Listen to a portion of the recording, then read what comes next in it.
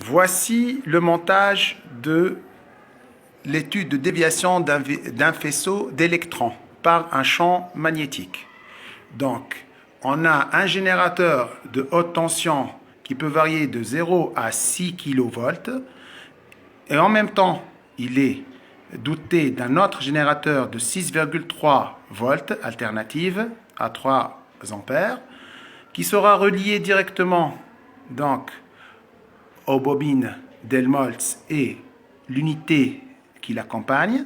Donc on suit minutieusement les branchements et puis on doit utiliser un autre générateur pour l'alimentation de 0 à 700 volts. Voilà. Et pour les bobines d'Helmholtz doivent être alimentées par un autre générateur qui vous donne la valeur 12 volts. Voilà, comme c'est indiqué dans le livre qui a été délivré avec. Voilà.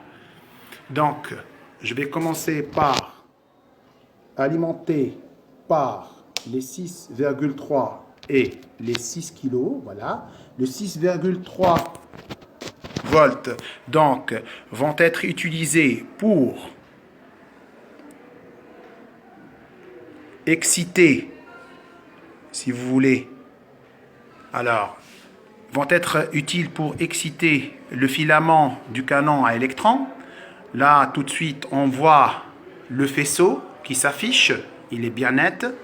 Donc, en utilisant le deuxième générateur, donc, qui varie entre 0 et 700 volts, voilà, on va voir la déviation. Et puis, on peut utiliser aussi le champ magnétique qui va être alimenté par voilà, le générateur pour les bobines d'Helmholtz. Et donc, à partir, on voit nettement, si vous voulez, la déviation du faisceau. Voilà. Et donc, si on fait varier la tension entre 0 et 700, on peut voir la déviation. Comme on peut aussi voir la déviation en faisant varier le champ magnétique B. Donc là, on est à la valeur de 10. Voilà. Je vais diminuer cette tension.